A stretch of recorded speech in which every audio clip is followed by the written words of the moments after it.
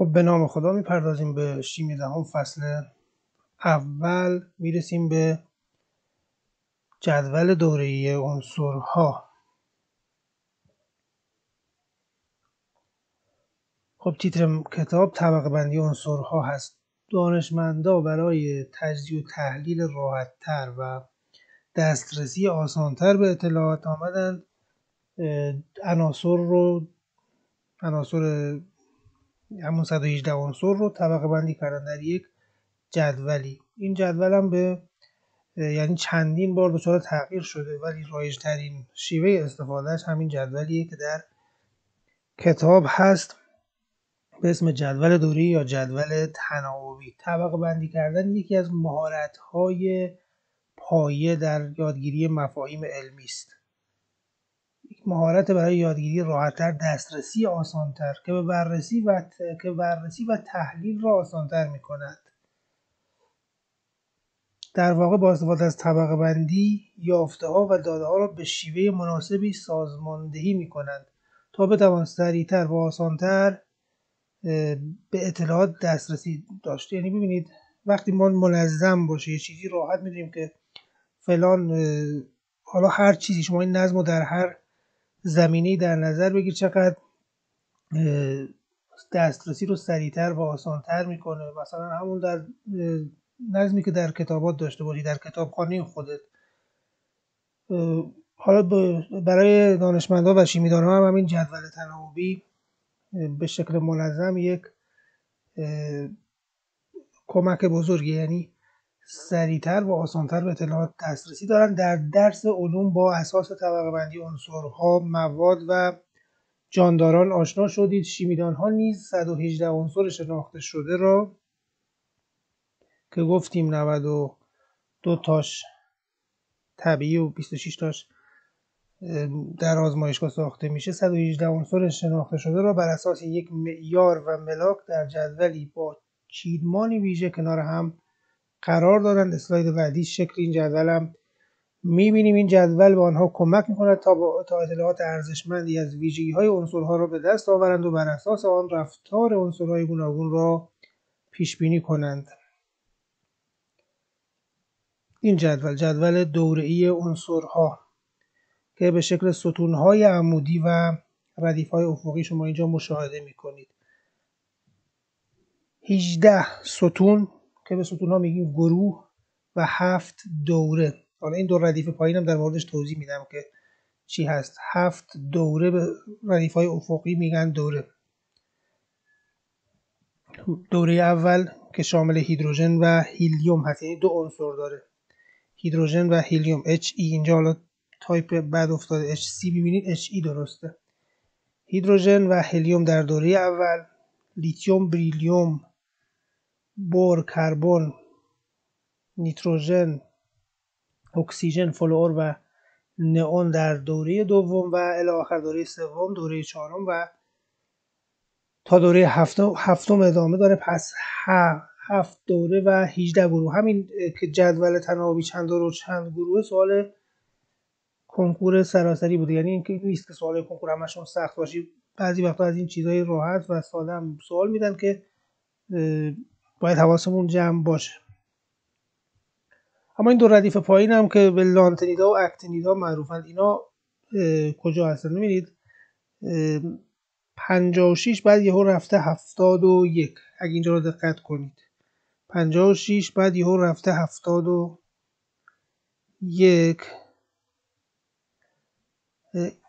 یعنی از 57 تا 70 کجاست؟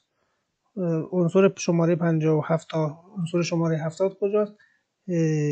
اینا در پشت همین 71 قرار میگیرن، یعنی در دوره ششم و گروه سوم. ببینید گروه اول هیدروژن، لیتیوم، سدیم، پتاسیم و الی آخر. گروه دوم بریلیوم، منیزیم، کلسیم و الی و اینجوری. گروه سوم، چهارم، پنجم تا گروه 13، 14، 15، 16، 17 و 18 ستون. خب این دو ردیف پایین گفتیم اینا در دوره های 6 و 7 قرار می گیرن. دو ردیف پایین مربوط به دوره 6 و 7 هست. و کدام گروه؟ اینا در گروه 3 هستند. گروه 3. یعنی شما دقت کن 56 بعد رفته 71، یعنی 57 تا 70 پشت همین عنصر شماره 71 قرار میگیره.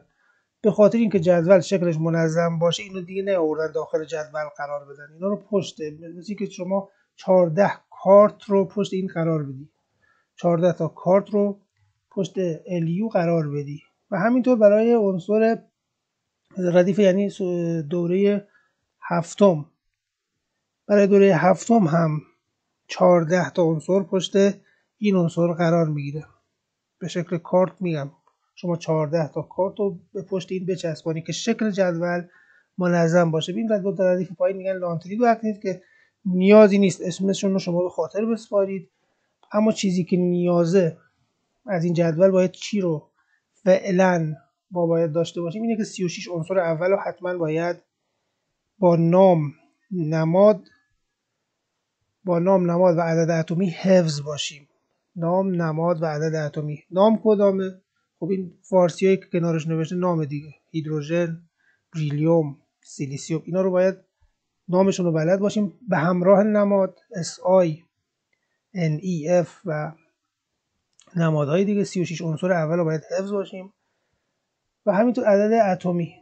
حالا عدد اتمی رو اینجا میان در جدول تناوبی عدد اتمی رو بالا می‌نویسند، بعد نماد رو می‌نویسند، بعد نام رو می‌نویسند و در آخر هم جرم اتمی میانگین که این نیاز نیست، یعنی جرم اتمی میانگین رو نیاز نیست حفظ باشیم. در تمرین‌ها اینقدر تمرین می‌کنیم که خیلی‌هاش در ذهنمون میمونه، اما ستای اول رو باید برای 36 عنصر اول دیگه بلد باشیم. خیلی بهمون کمک میکنه در آزمون‌ها و کنکور. مثلا منیزیم میگم عدد اتمی 12. اینو با جلسات قبل گفتیم عدد اتمی رو در سمت چپ و پایین عنصر نماد عنصر می‌نویسن، اشتباه نگیرید. اینجا در خانه‌های جدول موجود در کتاب شما عدد اتمی رو بالا نوشته، بالا، بعد نماد رو نوشته، توی ستون نوشته دیگه، همه رو بالا عدد اتمی، بعد نماد، بعد نام.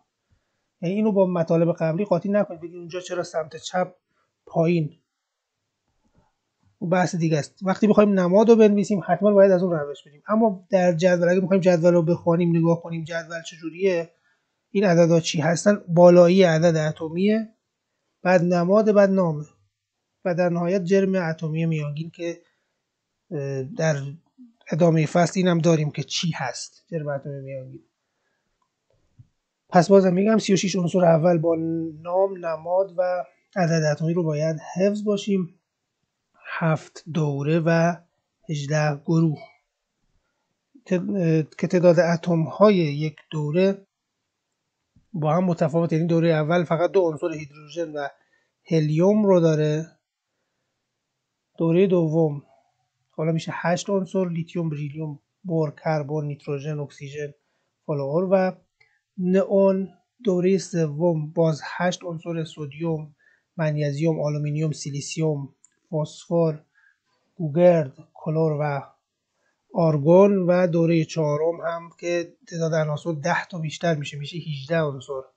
دوره چهارم 18 عنصر داره که پتاسیم، کلسیم، اسکاندیوم، تیتانیوم، وانادیم، کروم، منگنز، آهن، کوبالت، نیکل، مس، روی، گالیوم، ژرمنیوم، آرسنیک، سلنیوم، بروم و کریپتون هست. حالا میگم این چون جدول در کتاب شما 2 صفحه است، ما آمدیم اینو در یک اسلاید نشان دادیم، یکم نمادها واضح نیست ولی کتاب شما جلو دستتون داریم، دقیق نمادهای دقیق رو اونجا میتونید نگاه کنید. شکل کلی و جدول اینجوریه.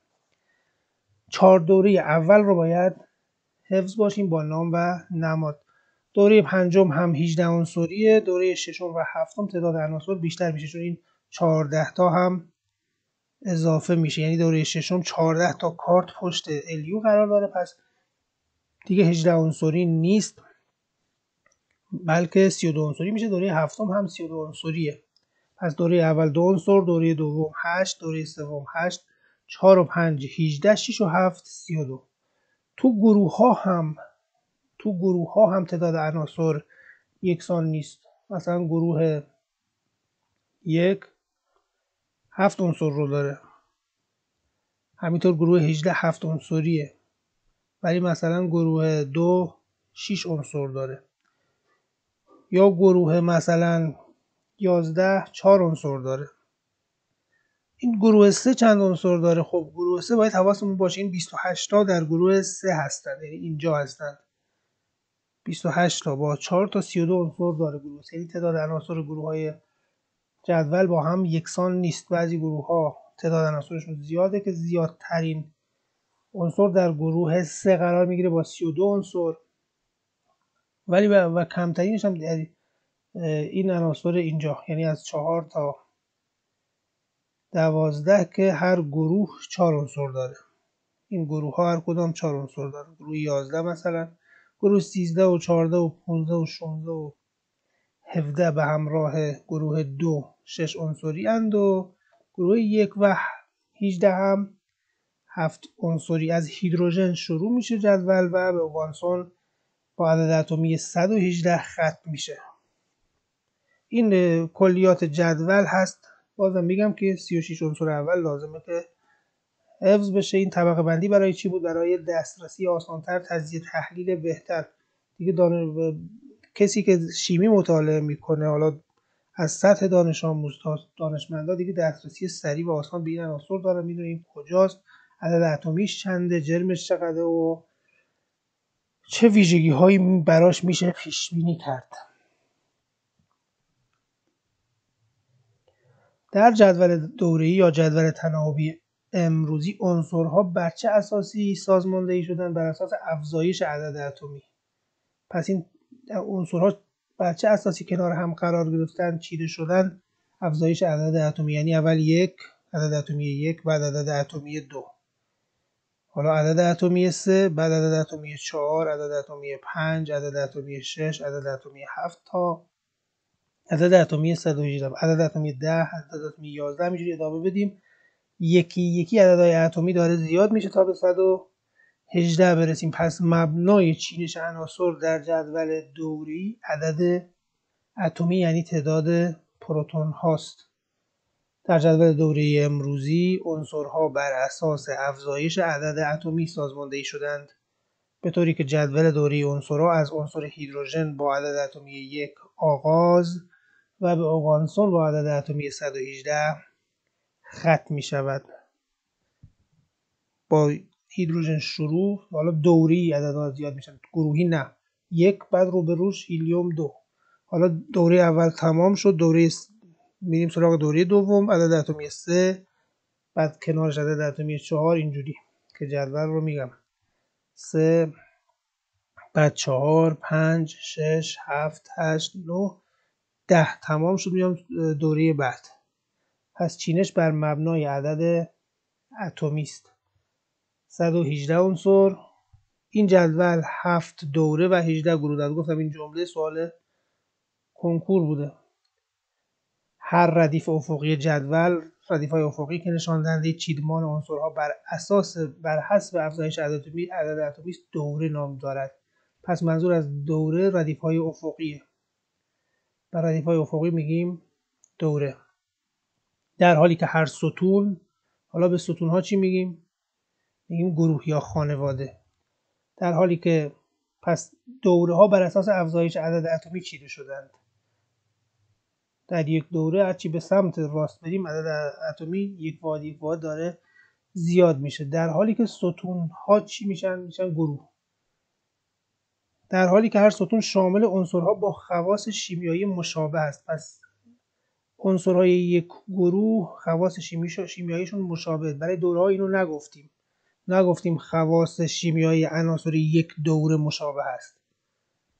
چیزی نمیگیم در این رابطه، یعنی چون مشابه نیست. خواص شیمیایی عناصر یک دوره مشابه نیست، ولی خواص شیمیایی عناصر یک گروه شباهت ها داره با هم.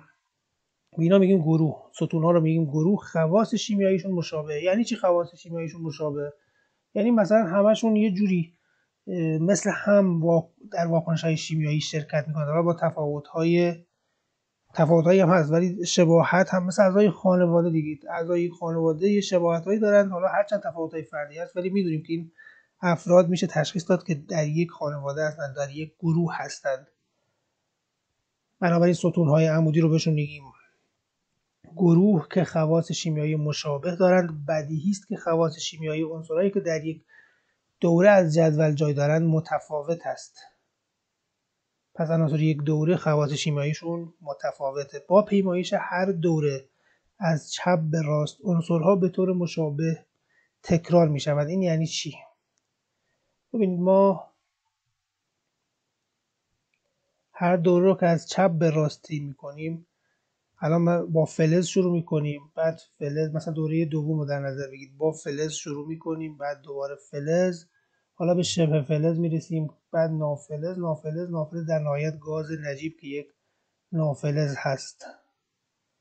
در دوره دوم هم، در دوره سوم هم همین، یعنی با فلز شروع می‌کنیم، یه جایی به شبه فلز میرسیم، این شبه فلز و اینا در 11 با شبه فلز آشنا میشیم، شیمی 11. ولی منظور اینه که در هر دوره یه روندی تکرار میشه، دوباره فلز شروع میشه، بعد به شبه فلز، نهایتش نافلز و گاز نجیب. همینطور برای دوره چهارم از فلز شروع میشه، نهایتا به گاز نجیب میرسیم. دوره پنجم از فلز شروع میشه و این ادامه داره تا به گاز نجیب برسیم. به همین خاطر بهش میگیم، چون این داره تکرار میشه در دوره، بهش میگیم جدول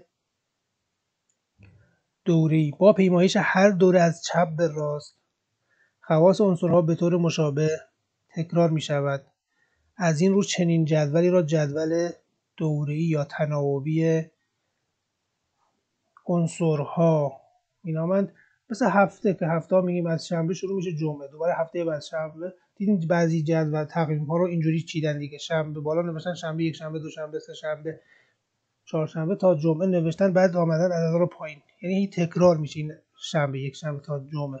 اینم اینجوریه دیگه، میگیم فلز فلز، حالا بعد شبه فلز، نافلز، گاز نجیب، به گاز نجیب هم خودش نافلز. این داره تکرار میشه. به همین خاطرم که خواص داره تکرار میشه، به این جدول ها به این جدول تناوبی عنصرها میگن. هر خانه از جدول به یک عنصر تعلق دارد و حاوی برخی اطلاعات شیمیایی آن عنصر است. برای نمونه خانه شماره 7 به عنصر نیتروژن تعلق دارد که اطلاعات آن به صورت زیر است. گفتیم که دیگه تو خانه های جدول وضعیت فرق میکنه، نمیان عدد اتمی نیتروژن رو اینجا بنویسن، این برای نماد نویسی بود. این دو تا مبحث رو قاطی نکنیم. عدد اتمی رو بالا می‌نویسن در جدول، بعد نماد شیمیایی، بعد نام و در نهایت جرم اتمی میانگین. اینجا هم در پایین جدول توضیح داده جدول دوره عنصرها. در این جدول هر عنصر با نماد یک یا دو حرفی، یعنی نمادهای عناصر یا یک حرفی یا دو حرفی. اگه یک حرفی بود حتما باید از حرف بزرگ استفاده بشه، مثل فلور که تک حرفی و باید از اف بزرگ استفاده بشه، یا گوگرد باید از اس بزرگ، فسفر پی بزرگ. اینا عناصری هستند که تک حرفی هستند، اینا باید از حرف بزرگ. اگه دو حرفی بود، برای دو حرفی ها هم حتما حرف اول بزرگ، حرف دوم حتما کوچیک. در هر نماد حرف اول نام لاتین عنصر به صورت بزرگ نوشته میشه و حرف دوم به صورت کوچک. برای نمونه نماد آلومینیوم، آرگون، طلا و این سه تا عنصر رو آمده خودش مثال زده. آلومینیوم آل، آی بزرگ ال کوچیک، آرگون آر، آی بزرگ و آر کوچیک، و طلا هم آیو که آی بزرگ و یو کوچیک. اینا همه با آ شروع میشن، اما حرف دومشون با هم متفاوته. دو حرفی ها حتما حرف اول بزرگ، حرف دوم کوچیک، ولی حرفی ها حرف بزرگ یا یه حرفی یا دو حرفی، یعنی سه حرفی نداریم.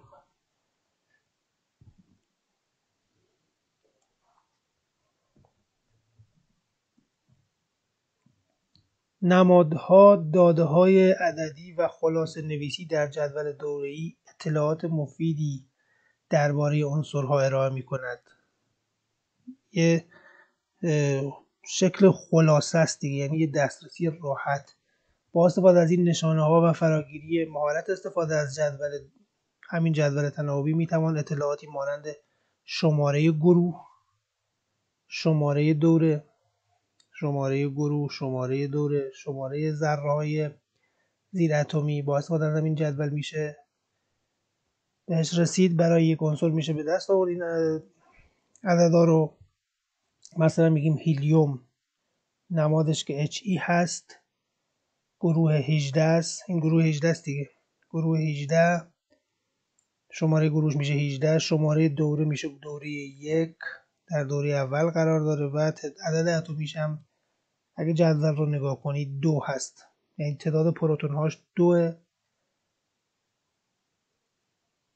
شماره دورش 1، شماره گروه 18 و نمادش هم He. برای اکسیژن شماره گروه 16 میشه، این گروه اکسیژن، جدول رو نگاه کنید گروه 16 دوره دوم، اکسیژن در دوره دوم یعنی در این دوره قرار داره، یعنی این خانه که مربوط به اکسیژن در کجاست؟ در گروه 18 و دوره 2 و عدد اتمیش هم 8 هست. فسفر اینجا هست، یک گروه نسبت به اکسیژن کمترین گروه 15 و دوره سوم و همینجوری میشه آدرس بقیه عناصر رو هم پیدا کرد. کربن رو داریم، آهن اینجا هست، آهن گروه 8 دوره 4 و عدد اتمی 26. خب خودش هم اینجا گفته آیا تاکنون به اطلاعات داده شده در بلیت قطار هواپیما، اتوبوس یا تابلو نمایش زمان حرکت آنها دقت کردید؟ در هر یک از آنها برخی از نمادها، خلاصه‌نویسی‌ها، واژه‌های مخفف و مجموعی از شناسه‌ها به کار رفته است. اگر با این نشانه‌ها آشنا نباشید برای یافتن اطلاعات مفید سردرگم خواهید شد. یعنی ما اگر با این نشانه‌های موجود در جدول تناوبی آشنا نباشیم برای رسیدن به اطلاعات مربوط به عناصر سردرگم میشیم. پس دیگه الان میدونیم که دوره چیه، گروه چیه و عدد اتمی رو کجا می‌نویسن، نماد شیمیایی به چه شکل هست، اینا رو یاد گرفتیم امروز.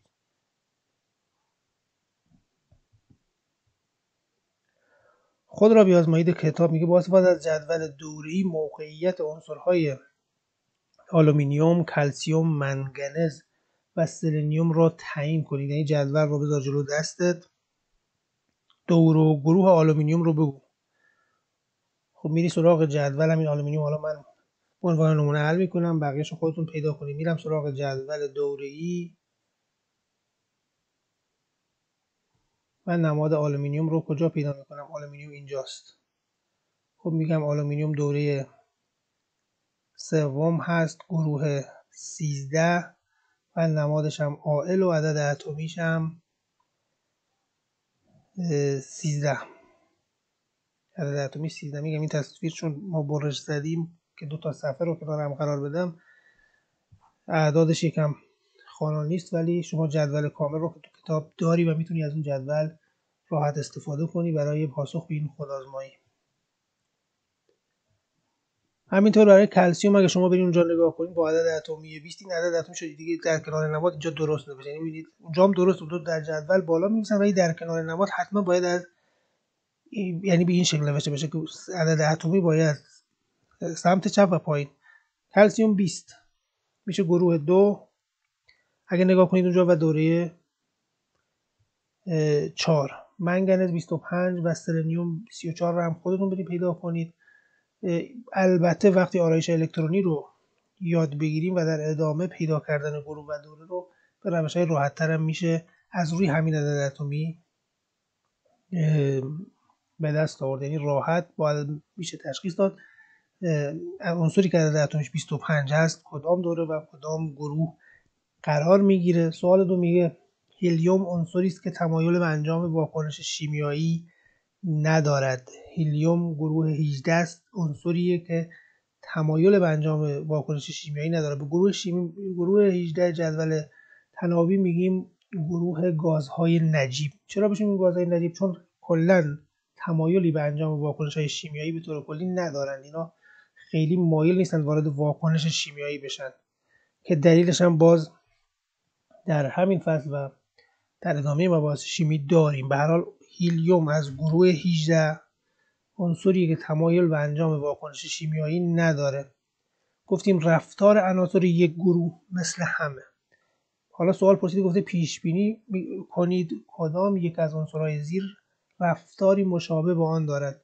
میگیم کداما هم گروه با هلیوم که رفتارش مشابه باشه. اگه به این نگاه کنیم می‌بینید که آرگون هم گروه با هلیوم، پس آرگون هم مثل هلیوم خیلی تمایل به انجام واکنش شیمیایی نداره. اتم فلور در گروه 17 که به گروه 17 بعضی گروه ها اسم دارن، اسم اختصاصی دارن. مثلا گروه 1 رو بهشون میگیم فلزات قلیایی، اسمشون اینه. یا به گروه 18 میگیم گروه گازهای نجیب، به گروه 17 میگیم گروه هالوژن ها. اتم فلور از گروه هالوژن ها، حالا اینجا نگفته، با عدد اتمی 9 در ترکیب با فلزها به یون فلورید یعنی F تک بار منفی بهش میگیم فلورید تبدیل می شود. اتم کدام یک از عنصرهای زیر می تواند آنیونی با یک بار منفی مانند فلورید تشکیل دهد؟ میگیم با فلور کدومش هم گروهه که رفتارش مشابه فلور باشه. RB37 که گروه 1 هست، BR35 میشه گروه 17 همون هالوژن ها و P با عدد اتمی 15 فسفر است که در گروه 15 قرار داره. برید و موقعیت ها رو پیدا کنید. پس این بروم هست که رفتارش مشابه فلوره و میتونه بی آر تک بار منفی بده، یعنی بی آر تک بار منفی که برومید اسمش هم میشه یون برومید. F تک بار منفی شد فلورید. و سوال 4 گفته از اتم آلومینیوم یا Al13 با عدد اتمی 13 یون پایدار Al 3 بار مثبت شناخته شده است. آلومینیوم یون پایدار Al 3 بار مثبت میده که بهش میگیم یون آلومینیوم. پیش بینی کنید اتم کدام یک از عنصرهای زیر میتواند به کاتیون به یون مثبت میگن و آنیون به یون منفی. این دو تا اصطلاح هم یاد بگیریم. پس به یون منفی میگن آنیون اگه بارش منفی باشه. یون چیه؟ یون ذره بارداره، پس یون به ذرات باردار میگیم یون. اگه بار مثبت باشه میشه کاتیون و اگه بار منفی باشه میشه آنیون. خب آلومینیوم 13 یون 3 بار مثبت میده. پیش بینی کنید اتم کدام یک از عنصرهای زیر میتواند کاتیونی مشابه آلومینیوم 3 بار مثبت بدهد. باز میریم سراغ جدول، میبینیم اونجا کدام یک از این سه عنصر در گروه آلومینیوم که گروه 13 است قرار داره. که اگه بریم جدول رو نگاه کنیم، K با عدد اتمی 19 که پتاسیم هست در گروه 1 قرار میگیره. Ga که اسمش میشه گالیوم با عدد اتمی 31 در گروه 13 قرار میگیره و N در گروه 5. خب ما میگیم کدامش با آلومینیوم توی گروه گالیوم. بنابراین رفتار مشابه رو از گالیوم انتظار داریم، یعنی انتظار داریم که گالیوم هم مثل آلومینیوم یون 3 بار مثبت بده. دلیل چون اینا توی یک گروه هستند، توی یک خانواده اند، هر دو گروه 13 هستند. و این هم پاسخ تمرین هایی که الان در مال کتاب اینجا آوردیم که حالا میتونید یادداشت کنید و بهش هم روش فکر کنید که چرا این جوابا به این شکل هست. پیدا کردن دارو و گروه آیا همیشه باید جدول جلو دستمون باشه؟ نه، روش داره. روشش هم در ادامه همین فصل اول گفته میشه. قبلش باید آرایش الکترونی رو یاد بگیریم. نوشتن آرایش الکترونی رو که یاد بگیریم، بعدش دیگه پیدا کردن دارو و گروه خیلی راحت هست. اما فعلا باید از جدول استفاده کنیم برای پیدا کردن دارو و گروه. تا ابتدای جرم اتمی عنصرها موفق باشید.